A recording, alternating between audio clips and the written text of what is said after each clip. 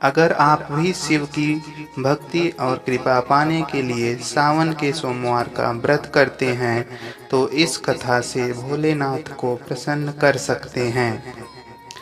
एक बार किसी एक नगर में एक साहूकार था। उसके घर में धन की कोई कमी नहीं थी, लेकिन कोई संतान न होने के कारण वह बहुत दुखी था। संतान प्राप्ति के लिए वह हर सोमवार को व्रत रखता था और पूरी श्रद्धा के साथ शिव मंदिर जाकर भगवान शिव और माता पार्वती की पूजा करता था। उसकी भक्ति देखकर एक दिन माँ पार्वती प्रसन्न होकर भगवान शिव से साहूकार की मनोकामना पूर्ण करने का निवेदन किया। पार्वती जी के आग्रह पर भगवान शिव ने कहा कि हे पार्वती, इस संसार में हर प्राणी को उसके कर्मों का फल मिलता है और जिसके भाग्य में जो हो उसे भोगना ही पड़ता है। लेकिन पार्वती जी ने साहूकार की भक्ति देखकर उसकी मनोकामना पूर्ण करने की इच्छा व्यक्त की। माता पार्वती के आग्रह पर शिव जी ने साहूकार को पुत्र प्राप्ति का वरदान तो दिया, लेकिन उन्होंने बताया कि यह बालक 12 वर्ष तक ही जीवित रहेगा। माता पार्वती और भगवान शिव की बातचीत को साहूकार सुन रहा था, इसलिए उसे ना जाने तो इस बात की खुशी थी और ना ही दुख। वह पहले की भांति शिव जी की पूजा करता रहा। कुछ समय के बाद साहूकार की पत्नी ने एक पुत्र को जन्म दिया। जब वह बालक 11 वर्ष का हुआ तो उसे पढ़ने के लिए काशी भेज दिया गया। साहूकार ने पुत्र के मामा को बुलाकर उसे बहुत सारा धन देते हुए कहा कि तुम इस बालक को काशी विद्या प्राप्ति के लिए ले जाओ। तुम लोग रास्ते में यज्ञ कराते जाना और ब्राह्मणों को भोजन दक्षिणा देते हुए जाना। दोनों मामा भांजे इसी तरह यज्ञ कराते और ब्राह्मणों को दान दक्षिणा देते काशी नगरी निकल पड़े। इस दौरान रात में एक नगर पड़ा, जहां नगर के राजा की कन्या का विवाह था, लेकिन जिस राजकुमार से उसका विवाह होने वाला था वह एक आंख से काना था। राजकुमार के पिता ने अपने पुत्र के काना होने की बात को छुपाने के लिए सोचा, क्यों न उसने साहूकार के पुत्र को दूल्हा बनाकर राजकुमारी से विवाह करा दूं। विवाह के बाद इसको धन देकर विदा कर दूंगा और राजकुमारी को अपने नगर ले जाऊंगा। लड़के को दूल्हे के वस्त्र पहनाकर राजकुमारी से विवाह करा दिया गया। साहूकार का पुत्र ईमानदार था।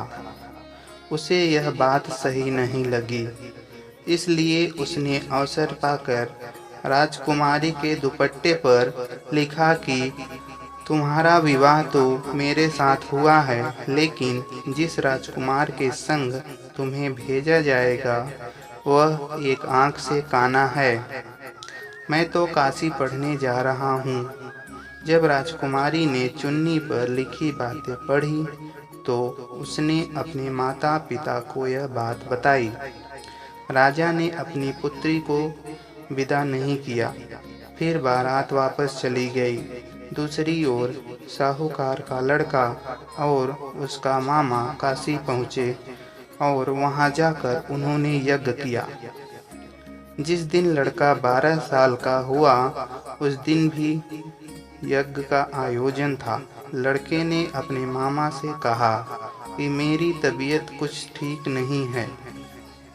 मामा ने कहा कि तुम अंदर जाकर आराम कर लो। शिव जी के वरदानुसार कुछ ही देर में उस बालक के प्राण निकल गए। मृत भांजे को देख उसके मामा ने विलाप करना शुरू किया। संयोगवश उसी समय शिव जी और माता पार्वती उधर से जा रहे थे। पार्वती माता ने भोलेनाथ से कहा, स्वामी, मुझे इसके रोने के स्वर सहन नहीं हो रहा है। आप इस व्यक्ति के कष्ट को अवश्य दूर करें। जब शिव जी मृत शरीर बालक के समीप गए तो वह बोले कि यह उसी साहूकार का पुत्र है जिसे मैंने 12 वर्ष की आयु का वरदान दिया था। अब इसकी आयु पूरी हो चुकी है।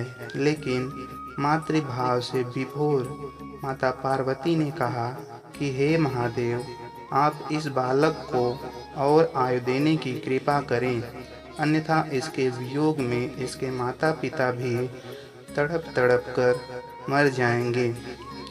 माता पार्वती के पुनः आग्रह पर भगवान शिव ने उस लड़के को जीवित होने का वरदान दिया। शिव जी की कृपा से वह लड़का जीवित हो गया। शिक्षा पूरी करके लड़का मामा के साथ अपने नगर की ओर वापस चल दिया। दोनों चलते हुए उसी नगर में पहुँचे जहाँ उसका विवाह हुआ था। उस नगर में भी उन्होंने यज्ञ का आयोजन किया। उस लड़के के ससुर ने उसे पहचान लिया और महल में ले जाकर उसकी खातिरदारी की और अपनी पुत्री को विदा किया। इधर साहूकार और उसकी पत्नी भूखे प्यासे रहकर बेटे की प्रतीक्षा कर रहे थे। उन्होंने प्रण कर रखा था कि यदि उन्हें अपने बेटे की मृत्यु का समाचार मिला तो वह भी प्राण त्याग देंगे, परंतु अपने बेटे के जीवित होने का समाचार पाकर वह बेहद प्रसन्न हुए। उसी रात भगवान शिव ने साहूकार के स्वप्न में आकर कहा, हे श्रेष्ठी, मैंने तेरे सोमवार के व्रत करने और व्रत कथा सुनने से प्रसन्न होकर तेरे पुत्र को लंबी आयु प्रदान की है। इसी प्रकार जो कोई सोमवार व्रत करता है या कथा सुनता है और पढ़ता है, उसे सभी दुख दूर होते हैं और सभी मनोकामनाएं पूर्ण होती हैं। बोलो हर हर महादेव। ओम नमः शिवाय।